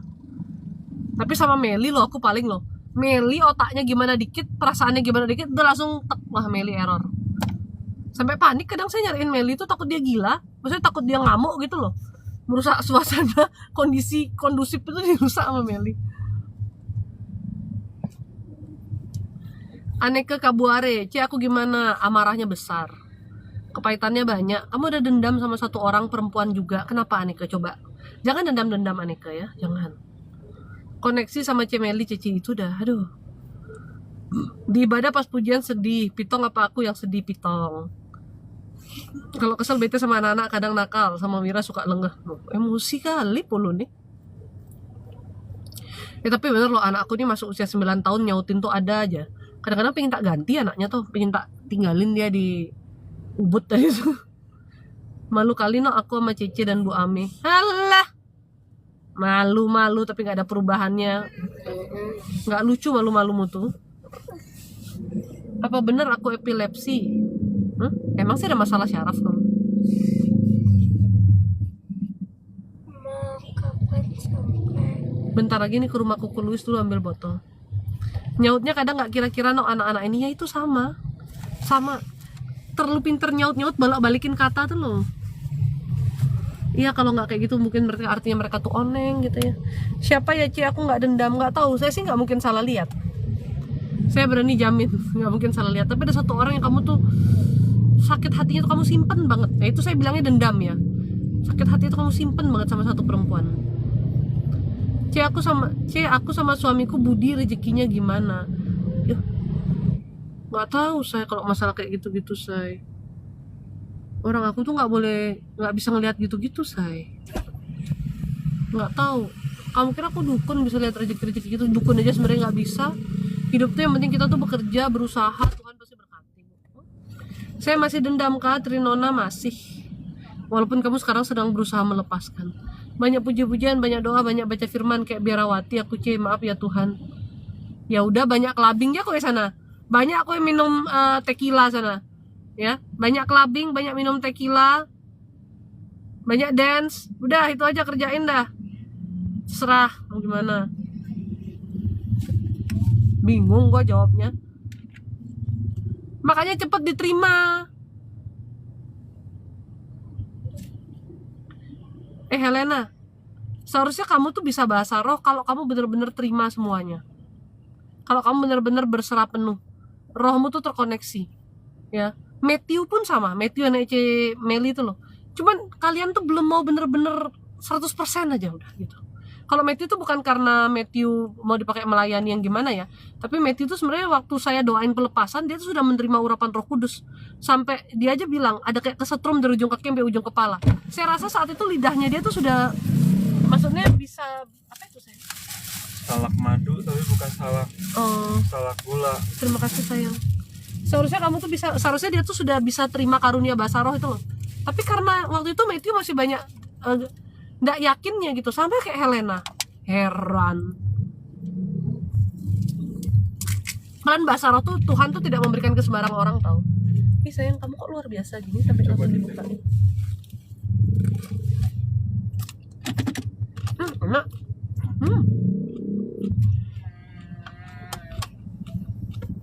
Matthew keren, dia ada error. Si Helena nih. Kalau bener-bener kamu udah terima penuh berserah, kayak saya, emang saya puji-pujian tiap detik, saya ini ngoceh ini tiap detik ini, tapi dalam diri kita kan berdoa gitu loh Helena. Karena lu belum mau terima. Kalau kayak Bu Ami, memang kamu lihat Bu Ami tiap detik dia nyanyi. Emang kamu kira Bu Ami Indonesian Idol tiap detik nyanyi? Bu Ami juga sibuk-sibuk sendiri kali. Tapi kan rohnya berdoa. Di saat senggang kita doa terus. Maksudnya kita juga, kalau kita perlu doanya kita ucapkan. Tapi dalam diri kita tuh terus berdoa. Itulah maksudnya Helena. Masalahnya kamu tuh nggak mau terima, kurang ajar anak ini. Bu Ami makan sih lebih banyak sih. Kurang ajar. Masalahnya kamu tuh nggak mau terima itu loh Helena. Gimana caranya men? Duh, kulit salak nih nok. Setajam-tajam silet. Tempat sampah Nggak punya tempat sampah. taruh di pinggir. Salak ini saya takut masuk ke celah kuku tuh loh, kulitnya tuh loh, kan sakit gitu. Tapi ini semua salah mami saya. Ini saya mau salahin orang, yaitu mami saya. Karena dari kecil kita tuh buah di kulkas tuh sudah mami kupas semua. Kayak sudah ditaruh di Tupperware loh, kayak si Maria gitu. Dan aku tuh kan buahnya kan semua sudah dikupasin, taruh Tupperware. Jadi anak tuh tinggal ngambil makan gitu. Makanya saya tuh nggak bisa kupas buah. Nggak bisa kupas buah karena itu. Dari kecil selalu dibilangin jangan main pisau bahaya. Jadi nggak gitu terampil pakai pisau. Dan yang paling parah, kalau pisau mungkin masih bisa kan gitu pelan-pelan, tapi ya nggak, jangan diharap deh lambat gitu. Yang paling parah tuh dari kecil disugesti kalau korek api itu bahaya. Itu benar-benar ketanam di alam bawah sadar saya. Korek api itu bisa mencelakai saya. Korek api itu bisa melukai saya. Segede bagong gini nggak bisa nyalain korek. Nggak bisa saya nyalain korek, kecuali korek yang panjang banget itu loh ya. Korek sumbu kompor bisa. Tapi kalau korek yang dicetek tangan gini atau yang begini itu nggak bisa. Nggak berguna saya. Waktu kecil tiap pegang korek dibilangin nanti kebakar, nanti tangannya luka. Udah.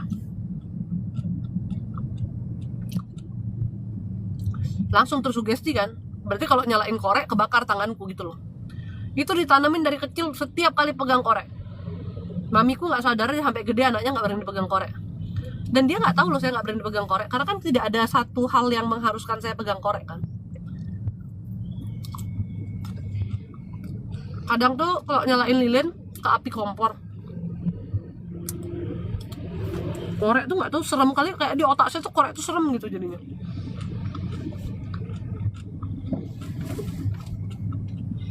Makanya punya anak jangan takut-takutin.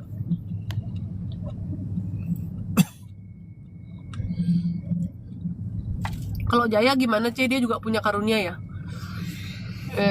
Jaya tuh bisa ngusir, tapi tugasnya dia tuh bukan kayak kita gini, beda. Karena Jaya tuh dapetnya dia ada ikatan juga. Ya kayak gitu lah. Dia belajar sih enggak, emang ada ikut aja di dia. Ini saya minum.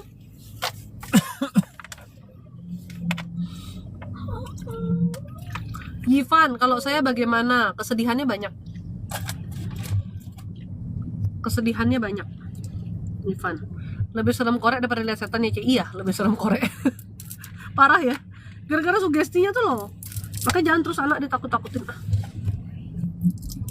Dulu mama saya kan sering traveling, kadang nggak ada orang di rumah, nggak ada mbak kan, saya nggak bisa masak karena nggak diajarin masak kan. Goreng-goreng nggak berani, kakak saya yang gorengin, kakak saya yang masakin buat saya. Cuman ya masakannya ala kadarnya. Itulah enaknya punya kakak saya.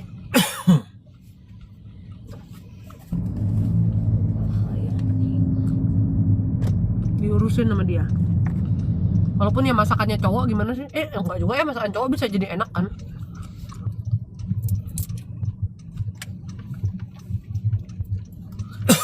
Ci, caranya kita tahu kalau kita punya karunia apa enggak? Waduh, nggak tahu ya. Kalau kayak saya kan Tuhan langsung, maksudnya kalau kayak saya tuh tahu orang itu gimana kan hikmat dari Tuhan. Kalau orang biasa ya gimana tahu? Dulu aja saya denial kalau saya punya karunia. Nggak mungkin lah, ngapain Tuhan pilih saya gitu? Apa kelebihan saya? Nggak ada bagus-bagusnya. Saya merasa saya nggak pantas kok dipilih juga. Nggak merasa hebat gitu. Malah saya bertanya-tanya kenapa saya dipilih gitu. Apa? Ke rumah tidur dulu aja, nanti Pak Bewang udah sampai. Kamu kira enak ya dipilih ya? Nggak enak.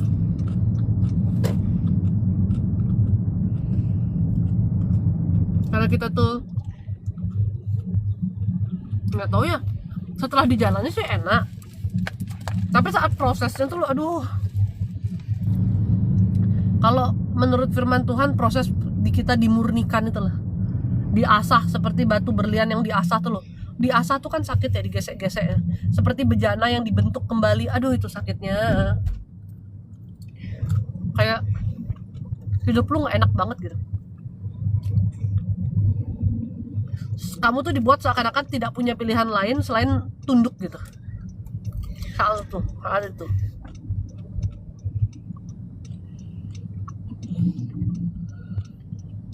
Tapi satu hal ya, sebagaimanapun dulu hidup saya pernah terguling-gulingnya, pernah Tuhan berikan peneguran gitu ya. Peneguran tuh nggak teguran. Sebagaimanapun dulu hidup saya pernah Tuhan berikan teguran. Saya tidak pernah sekalipun berpikir Tuhan itu jahat. Saya nggak pernah sekalipun menyalahkan Tuhan. Nggak. Saya bertanya kenapa, iya, supaya saya tahu alasannya, apa yang salah gitu.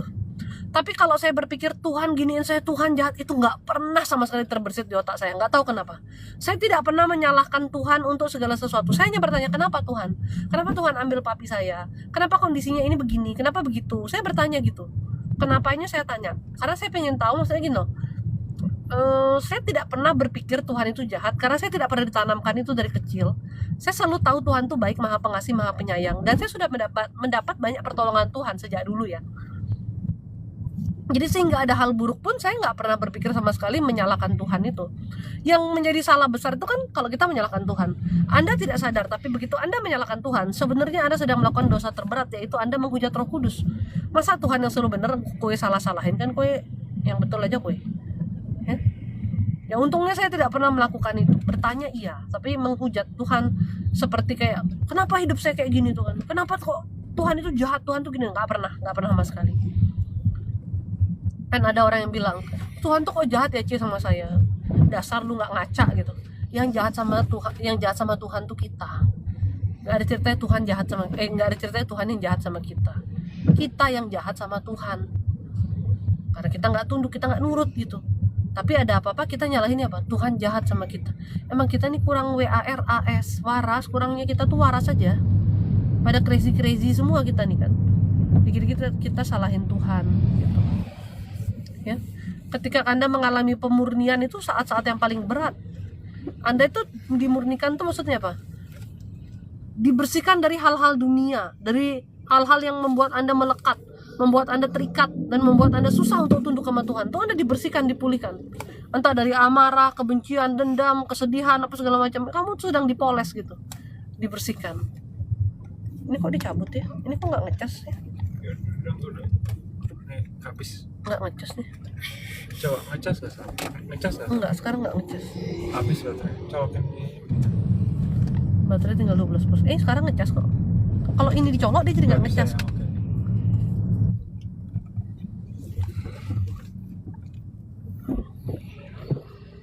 Meli, kayaknya aku sekarang dipoles ya. Ya iya. Kalau kamu nggak dipoles sih udah mau jadi apa kamu? Kalau Meli ini kan dari bawahnya Tuhan tuh ada Meli gitu loh. Kalau Tuhan selalu benar, Meli kadung aja dia nggak berani di atasnya Tuhan. Dia masih di bawahnya Tuhan. Sebetulnya Meli itu yang selalu benar. Dia tuh. Hanya di lukat suci aja dia bisa duduk tanpa bisa berkata-kata ketika dikuliti oleh saya dan Bu Ami. Ingat banget aku gaya duduknya Meli. Sambil dia nunduk-nunduk gini. Di lukat suci aja dia nggak berani membangkang itu dari apa yang disampaikan itu kan. Karena semuanya tuh sudah terpampang nyata, bukan terpampang, terpampang. Manusia itu kan harus ada getokannya tuh loh, baru sadar. Kalau lu nggak digetok nggak kira sadar lah, nggak usah kita nih sok-sok GR. Tiba-tiba lagi happy, tiba-tiba aku bertobat sekarang karena aku lagi happy. Nggak ada. Orang bertobat tuh kalau udah hidupnya digencret-gencret sampai nggak karu-karuan, masalahnya udah banyak baru bertobat. Cuman kadang-kadang wes kasep itu yang menyedihkannya itu kalau kasep gitu loh. Ditutup sayang di depanan nanti. Oh nyebrang aja nih. Hah? Nggak lebih susah ya? Ini Motornya kan jauh muter Kak? dikit. Enggak. Macet ya? Orang mau tinggal masuk ke itu loh Ganetri seperti biasa. Mana ada manusia tuh kalau hidupnya baik-baik aja bertobat, semua harus mengalami tempelengan-tempelengan dulu. Helena dulu bertobat kenapa? Kena santet. Sakit lama, bertahun-tahun baru bertobat. Meli bertobat kenapa? Ya ada problem hidupnya. Nggak usah diceritakan problemnya apa. Tapi nggak mungkin orang datang ke lukat suci itu kalau nggak bertobat, nggak ada masalah hidupnya tuh. Dari situ baru bertobat. Nggak ada nggak orang datang ke lukat suci, aku baik-baik aja, aku damai sukacita, aku udah waras, aku mau bertobat enggak. Semua datang dengan masalah. Orang mencari Tuhan tuh karena mereka sadar dalam dirinya ada masalah ya. Itu juga bagus juga masih carinya Tuhan. Kalau carinya setan bahaya.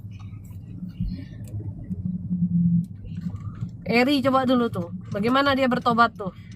Karena tiap hari gimana Eri dulu hidupnya piye tuh Eri? Udah di titik nol, udah putus asa, pikirannya mau mati aja. Kalau dia nggak lihat anaknya 3 ekor tuh udah mati aja kayaknya si Eri maunya. Kan, makanya Tuhan kasih dia anak banyak tuh biar dia nggak cepet-cepet pikiran mati aja. Enita juga dulu tuh, kalau nggak sestres, nggak sefrustasi itu, nggak segila itu, nggak kira tobat dia, mungkin masih kedukun bolak-balik dia tuh. Enita itu.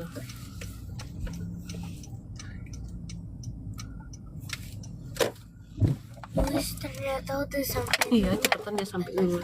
Mungkin tadi mobilnya parkirnya kan lebih deket. Sayang tolong buangin ini sayang, biar nggak ini. Ya, Papa ambil botol dulu. Mau ini Papa nggak ada ya? Nggak ada sayang, apa lagi yang mau dititip? Kalau Cici mau kasih kita uang 1M terima. Mami kerjaannya malah uang lagi. Ya.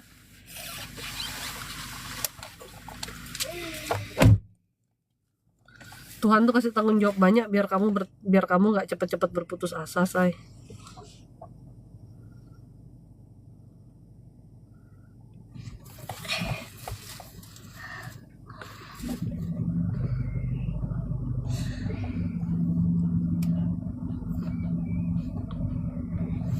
Dan bisa yang baik nggak duduknya?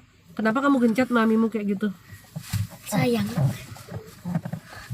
Sayang kalau enggak itu deh.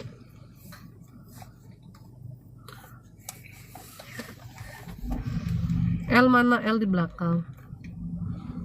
Nah, kita semua ini dulu adalah itu loh, kisah anak sulung dan anak bungsu tuh loh, anak bungsu yang miskin yang makan-makan di kandang babi tuh. Nah, itu udah kita dulu.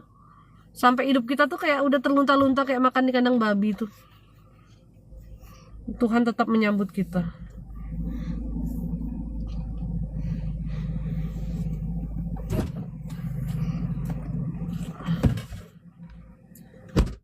Itulah baiknya Tuhan.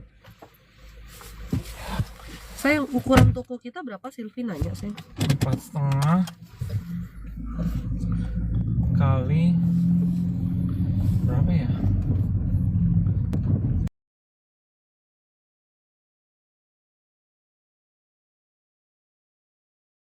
Hah? 18. Masa 18 meter ngawur kamu? Heeh. Enggak lah sayang, 18 meter tuh gede banget loh. Oh ya udah, berapa? Nggak tahu juga aku, tapi bukan 18 meter lah. Masa toko kita 18 meter? Udah, 12. loh, kok tebak-tebakan gitu? Kayaknya 60 meter. 60 bagi 4 berapa? 12 ya? Ya 12 kan. 4,5 kali 12, 4,5 kali 11 kali. Ya.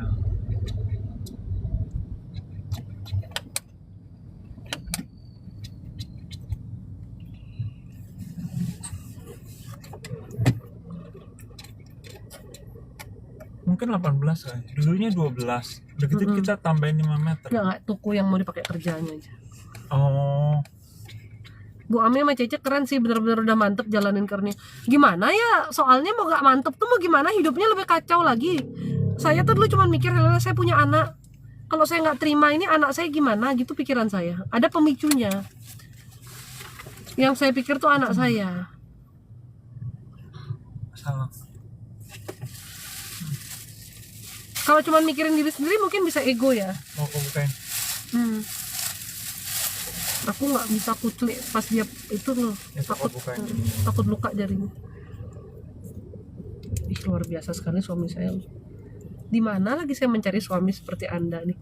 Makanya kalau Anda nggak ada, saya nggak nikah lagi loh. Siapa lagi? Tapi ini kalau saya nggak nikah lagi, siapa yang bukain saya salah?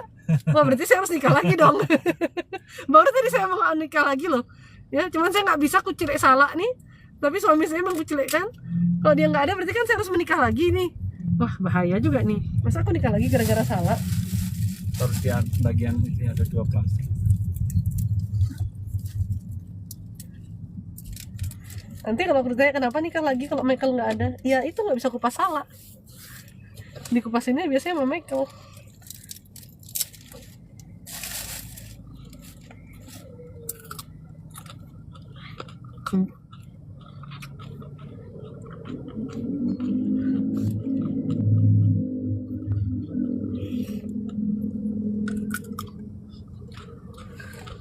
Baru tadi mau setia ya, baru mikir siapa yang ngupasin salah, ya nikah lagi jadinya. Enggak lah, tapi saya merasa nggak akan bisa menemukan pasangan seperti suami saya lagi.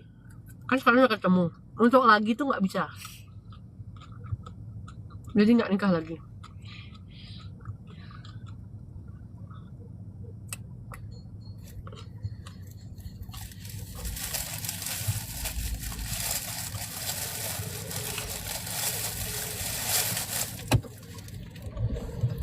Karena suami saya tuh om limited edition. Cuma ada berapa di bumi mah? Satu kalau papi. Cuman ada fotokopinya tuh anaknya. Kok bisa gitu ya? Mirip banget loh. Anak tuh sama orang tua tuh bisa bener-bener ada kemiripan loh. Saya tadi ngeliatin anak saya yang gede tuh ya, gaya jalannya tuh papinya banget. Si suami saya ini saya paling sebel kalau apa tau, pakai sendal tuh nggak mau sampai ujung tuh, kadang-kadang kakinya tuh dimasukin yang full gitu loh. Kan kalau pakai sendal gitu kan full ya. Dia tuh nggak, kadang-kadang kayak kakinya tuh kayak keluar lebih di bagian belakang gitu, bukan karena sendalnya kekecilan, nggak, karena dia nggak dimasukin sampai ujung. Dari dulu saya selalu komplain namanya, kamu bisa nggak sih pakai sendal yang bener? Saya ini istri yang banyak komplain kan, rambutnya dia nggak rapinya, kamu bisa nggak sih rapi? Karena saya bilangnya apa? Kemarin kan dia kan ke mall tuh, rambutnya nggak rapi, bajunya juga aduh, di mata saya kurang lah pokoknya ya. Tapi dia ini kan senengnya jalan sebelah saya nih. Kalau nggak saya dipegang pinggangnya, saya digandeng, saya dilus-elus, intinya dia kan maunya di sebelah saya. Saya bilang, kalau kamu harus rapi karena apa? Kamu tuh di sebelah saya. Jadi saya tuh ngeliat kamu nih juga nggak rapi nih, kenapa gitu? Penyebabnya tuh apa? Tapi anaknya itu persis loh. Si El Nathan ini aduh persis. Gaya jalannya bisa sama. Makanya lu ya, say, yang perempuan-perempuan, lu kalau lagi hamil jangan marah sama laki lu. Dulu saya hamil El Nathan, saya lihat suami saya tuh emosi aja bawaannya, nggak tahu kenapa. Sebel banget sama suami saya waktu hamil anak pertama. Aduh, anaknya keluar bapaknya banget. Anaknya keluar tuh bapaknya banget. Gaya jalannya, cara pakai sendalnya. Aduh, pilihan bajunya, aduh, sampai saya pikir ini anak bener-bener bapaknya. Pilihan sepatunya ya, yang pokoknya yang ini anak bapaknya lah. Makanya waktu saya hamil dia juga selera makannya bapaknya banget. Ini sampai sekarang. Jangan kau marah-marah sama suamimu ya. Dulu saya hamil tuh marah terus sama suami saya. Nggak tahu, dia nafas aja ngeselin loh, sampai anaknya ketiplek sama dia. Bisa begitu, mungkin takut nggak diakui anak kali ya. Jadi dia memiripkan dirinya sampai seperti itu. Kesel banget.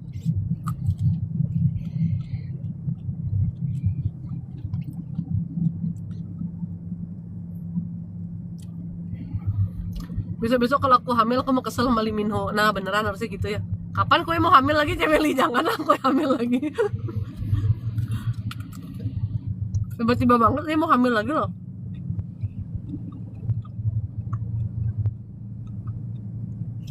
Tapi bener ngaruh nggak ya kalau kita hamil lihat foto-foto yang cantik-cantik, ganteng-ganteng gitu, nanti anak kita cantik ganteng nggak? Ingin perbaikan keturunan nih. Kalau kayak gitu gimana nah? Maksudnya gimana? Udah satu aja sih, nanti aja di rumah lagi deh, susah juga Lihat kupas foto sendiri. jadi cantik-cantik ganteng-ganteng. Ya kalau hamil berarti lihat yang cantik-cantik ganteng-ganteng. Biar cantik.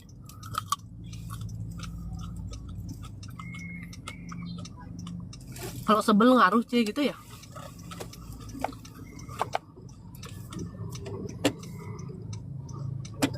Dulu mami saya waktu hamil kakak saya sebel banget sama papi. Tapi mukanya mirip mami, karakternya mirip papi. Kakak saya tuh polos kayak papi. Mungkin dibagi-bagi biar adil.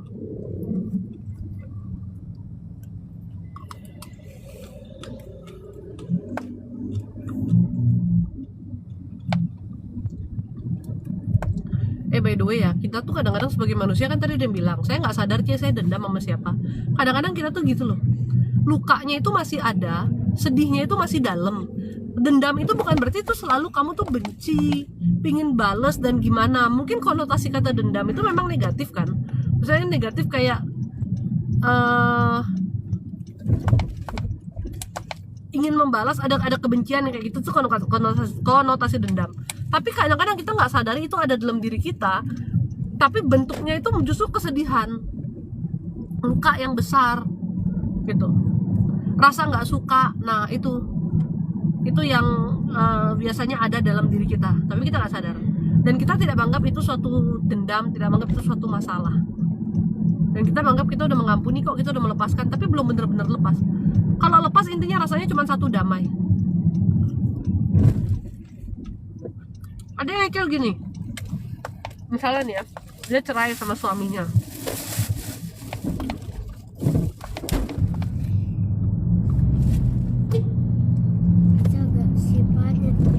Saya sudah ngampunin suami saya kok. Saya bisa peluk suami saya sudah bisa ngobrol sama dia, kita bisa kayak co-parenting, ngerawat anak bareng gitu misalnya.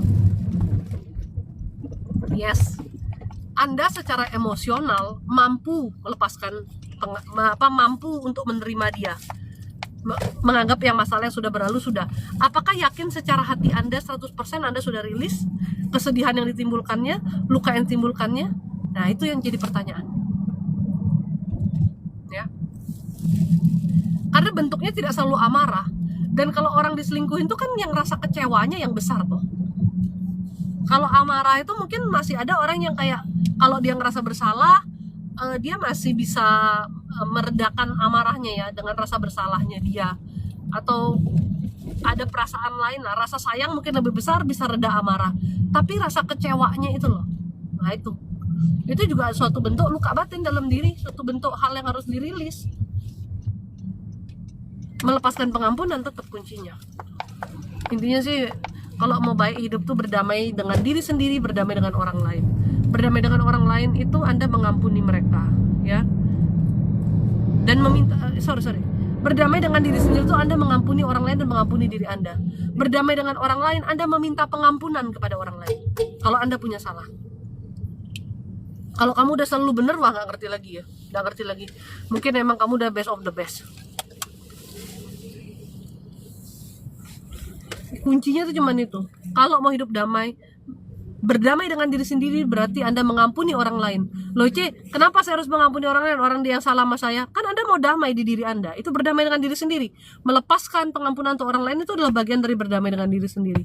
Dan mengampuni diri sendiri, melepaskan pengampunan untuk diri sendiri itu adalah bagian yang paling penting juga. Banyak orang sulit mengampuni diri sendiri. Ya, mengampuni itu bagian dari keikhlasan karena sudah menerima juga. Yang kedua, baru kita berdamai dengan orang lain. Caranya apa? Meminta pengampunan kalau kita bersalah. Dan itu yang saya sadari ketika saya melepaskan pengampunan bagi suami saya pun meminta pengampunan kepada dia. Di detik itu saya berdamai dengan diri sendiri dan saya berdamai dengan dia. Jadi bukan hanya kita yang melepaskan pengampunan, karena saya juga ada salah sama dia, saya minta pengampunan sama dia gitu. Ya. Kadang orang salah konsep soal pengampunan ya. Dan intinya kalau sudah bisa melepaskan pengampunan itu ya damai, rasanya langsung plong, gak ada rasa-rasa lain kok, plong, damai, tenang gitu. Mengampuni tapi tidak bisa melupakan pelajaran hidup. Ya tentunya mengampuni itu tidak bisa melupakan, tapi dengan mengampuni ketika Anda mengingat, Anda tuh gak sesakit itu gitu loh. Anda tuh gak seluka yang sebelumnya. Lukanya kan sudah kering, ditowel pun kan gak terlalu perih gitu. Itu kurang lebih ya. Lebih kurangnya mohon dimaafkan loh.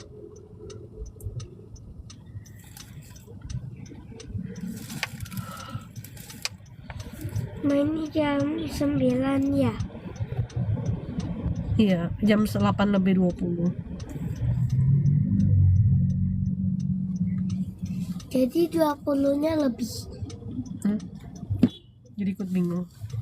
8 lebih 20 jadi 20-nya lebih. Saya jadi ikut bingung ya. Kita terus memiliki hati yang murni seperti anak-anak. Emang waktu anak-anak kita berantem sama saudara juga langsung baik ya. Saya pernah loh waktu kecil tuh ya, sepupu gua galak banget tuh si Gris tuh. Kita kan main ya. Aku tuh selalu jadi korban jiwa deh. Kita tuh lagi main, aku tuh dibeliin Lego sama maminya. Lego satu kotak gitu loh, kayak yang ada bisa bangun bentuk-bentuk rumah. Terus ada papan Legonya yang panjang. Ketika kita lagi main, kita sama-sama mau bangun rumah, mau pakai papan Lego panjang itu. Ala anak-anak, kita tuh tarik-tarian kan. Karena sama-sama mau pakai kan tarik-tarian. Sama sepupu saya, dia nggak tarik. Begitu kita tarik-tarian, dilepas sama dia, saya ditempeleng, tau gak? Ditempeleng terus Legonya direbut gitu. Galak banget. Itu saya inget. Tapi habis itu yang main lagi sampai gede ini berteman. Terus kegalaannya dia yang lagi satu tuh. Sepupu saya kan banyak. Kita kalau main tuh kan rame-rame gitu kan. Terus waktu tuh main ngantri-ngantri tuh, lemparin pesawat-pesawatan, ngantri berbaris gitu kan. Terus ada sepupu saya tuh satu yang waktu itu stop main, kayak udah nggak mau main. Saya tuh masih gilirannya nantian, tapi saya bilang gini, boleh nggak aku gantiin gitu kan? Boleh nggak aku gantiin? Aku tuh mau maju gantiin dia. Sama sepupuku si Grace tuh lagi aku ditarik, ditempeleng lagi. Kurang ajar emang. Aku 2 kali ditempeleng sama dia loh. Tapi aku berteman sampai saat ini. Nggak aku marah sama dia. Nggak aku benci. Nggak aku gimana. Ganas banget emang waktu kecil tuh. Dikit-dikit tempeleng. Galak kali. Galak sekali dia loh. Ya, waktu kecil tuh 2 kali saya kena tempeleng. Saya ingat loh, saya nggak lupa. Tapi nggak dendam, nggak benci. Dari kecil juga biasa kan, main bareng terus, 1 SD, 1 SMP, 1 SMA, sering sekelas juga kan. Tapi nggak benci gitu. Karena hatinya mungkin saat itu hati anak-anak ya. Coba udah gede kue ditempeleng, nggak baku tempeleng kita kan gitu ya. Waktu saat itu hati anak-anak ya paling nangis aja. Tapi sudah dibaikin ya sudah, maksudnya didamaikan sama orang tua ya udah damai, main lagi kayak gitu loh. Galak kali dia tuh. Orang mainan anak kecil-kecil main aja ditempeleng-tempelengan nih gimana ya. Tak bilang tak pikir enggak kepikiran kan kita tempeleng temen gitu loh, dia kepikiran loh, galak sih. Tapi sampai sekarang berteman baik gitu. Ya namanya saudara sih juga ya. Saya sama kakak saya juga berapa seringnya sih kita berantem waktu kecil kan. Dulu kakak saya nyebelin banget waktu zaman-zaman dia SMA gitu kan. Ya udah hidup dunia masing-masing kan. Berantem ada aja, nggak mau ngalah lah, apalah kayak kakak saya tuh bener-bener gitu. Berantem gitu. ya gedenya ya apa ya tetap aja baik gitu, nggak ada benci, nggak ada dendam apa.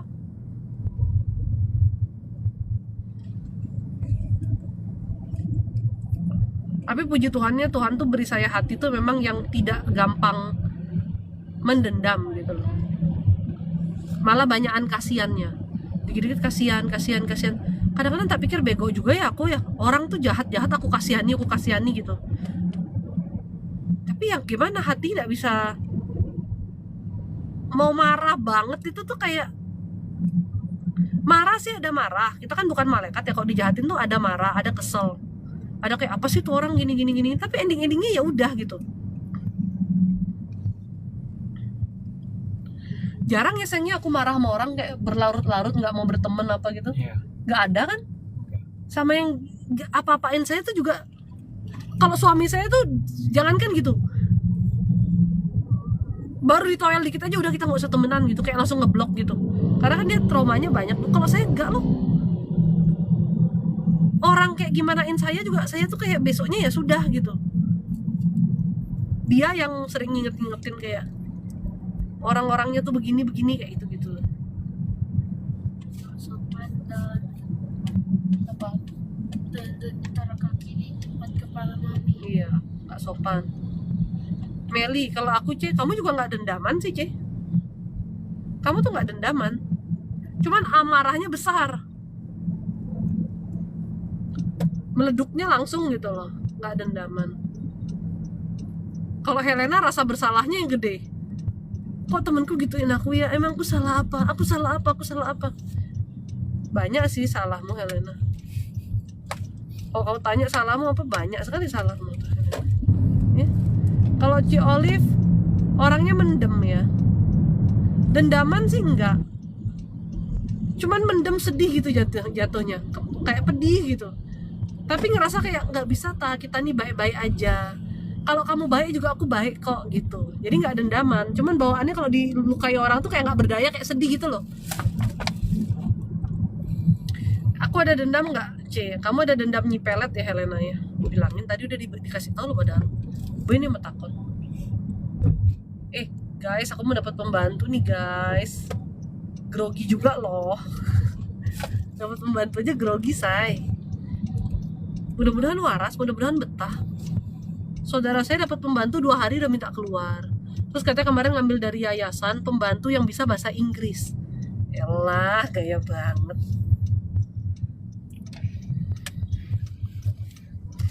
Kalau aku dendaman nggak Guston? Kalau kamu tahu exactly orang itu yang nyakitin kamu dendam. Kayak kamu, kalau bisa kamu balas. Tapi kamu kan pengecutnya lebih gede Guston. Saya takutnya lebih gede, sorry, bahasanya jelek banget ya. Takutnya lebih gede gitu loh. Semoga pembantunya sudah dipilihkan Tuhan untuk keluarga Cece, amin. Yang kemarin tuh bener-bener deh, Tuhan itu baik sekali loh. Hatiku tuh dibuat nggak enak, nggak nyaman, kayak gelisah gitu waktu menerima dia tuh. Akhirnya aku bilang kayak enggak deh, jangan. Kalau suami saya mah terserah saya aja, karena dia percaya banget sama saya, maksudnya untuk dalam melihat orang ya, dia percaya banget sama saya gitu. Kalau saya nggak nyaman ya jangan gitu. Takut ya gimana ya, orang suaminya dia itu pernah ngebobol rumah orang 2 kali. Nanti kalau dia tahu seluk beluk rumah kita, dia ngebobol ya, biarpun tidak ada barang-barang yang terlalu gimana kan nggak enak ya. Males aku jawab Helena, udah deh. Marahin dia Cemeli, tolong Cemeli, marahin dia. Ayo Cemeli, ini adalah kesempatanmu, boleh marah-marah. Kan biasanya kamu suruh kontrol diri tahan nggak boleh marah Sekarang Meli, ayo marah. Meli, marah Meli. Gas Meli, gas. Khusus buat Helena boleh digas. Nggak ada yang perlu ditahan. Kalau sama Helena sudah nggak ada yang perlu ditahan. Takutnya kalau ninggalin anak di rumah bahaya. Iya bener, itu yang ditakutin. Sedangkan kita kadang kalau lagi mau pelayanan, ada mau kemana gitu kan, otomatis harus ninggalin kan. Soalnya kok dipikir-pikir kerjaan rumah tuh banyak nggak banyak, tapi ditanganin bisa nggak? Ya bisa-bisa aja sebenarnya. Gimana sih ngomongnya? Banyak hal yang sudah bisa mempersimpel, tapi kan susah juga. Mau tenis, iya kemarin mau tenis sampai nitip di Angel. Mereka soalnya ngapa-ngapain udah bisa, yang penting ada orang di rumah.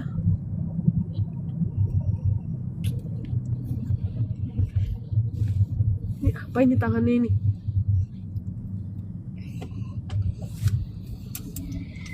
Mami pas perasaan gak enak, mami langsung gak terima yang mau kerjanya ya. Iya dong. Jadi kalau aku perasaan gak enak, Perasaan gak enak tuh Denen rasainnya apa? jadi kalau aku gak enak gimana? Doa ke Tuhan, Habis doa, minta ditenangkan sama Tuhan. habis itu Ya tergantung Denen gak enaknya kenapa. nih.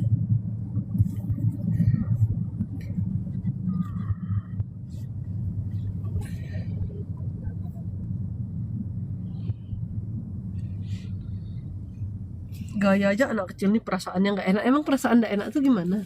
Hei,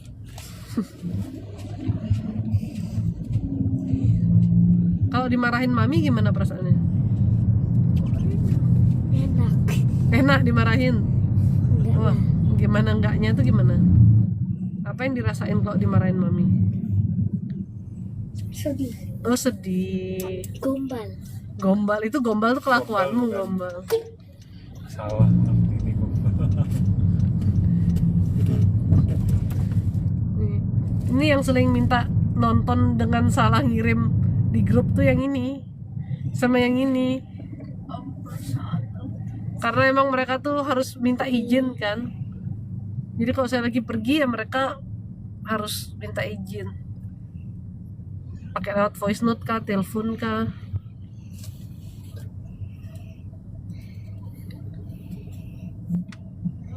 Pakai telepon biar orang lain nggak bisa.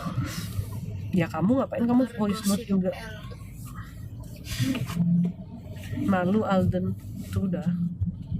Maminya juga malu. Capek nggak sih kita pergi nih? Capek juga ya? Enggak ya. Masa nggak capek? Capek. Enggak. Oh, ini baru. Kata sayonara dah. Rame nggak Kintamani? Ya ada sih manusia, tapi nggak yang rame yang gimana banget tuh nggak. Ini udah deket rumah Helena. Mbaknya udah menunggu di rumah. Udah deket saya. Nggak sabar deh. Iya, Gimana ya maknya, baik atau enggak ya? baiklah. Sama Mbak tuh harus sopan. Orang bantu kita tuh kita harus bersyukur, harus sopan. Kalau nggak sopan, Ya kalau nggak sopan, mami pecat. kamu yang mami pecat, kok mbaknya yang dipecat? Kalau Kan kalau kamu yang nggak sopan, kamu yang mami pecat. kalau mbaknya itu nggak sopan, Ya kalau mbaknya nggak sopan ya kita tegur. Kasih tapi tahu masa dia. ada dilakuin? Iya, tegur lagi. Kalau Nanti Sampai masalah sudah itu, keterlaluan ya baru mungkin ganti mbak. Yang penting kitanya dulu sopan, jangan berharap orang lain sopan, kitanya nggak sopan. besok mami ke toko. Nah itu mami nggak tahu tuh, belum dikasih tahu deh jadwal apa enggak. Mbaknya mandiin garam dulu nggak Cing? Enggak lah. Dia nggak terlalu error kok, nggak ada hal-hal negatif yang ikatan sih ada, tapi bukan yang error parah gitu enggak. Kata kayak gimana? Kecuali dia kesetanan banget.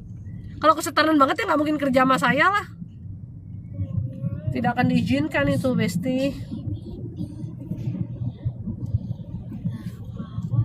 Kalau kesetanan banget nggak akan diizinkan kerja sama saya. Karena Tuhan tuh menghadirkan orang-orang yang mempermudah pelayanan saya, bukan membuat saya kerempongan.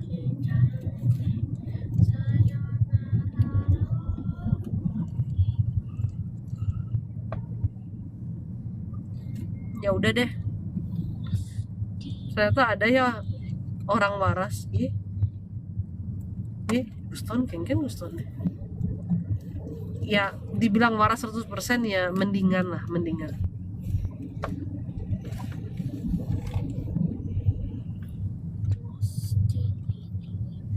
Namanya manusia kan ada aja gitu. Ya udah ya, kita sudahi dulu live kita ini, ngobrol-ngobrol yang kagak jelas ini ya. Saya udah ngantuk, saya pingin bersiap-siap, pingin makan buah dan pingin menyambut mbak baru. Oke, bye bye. Ajarin masak. God bless you. Halo, belum apa-apa udah ajarin masak spaghetti. Makanan lain aja, masak telur aja.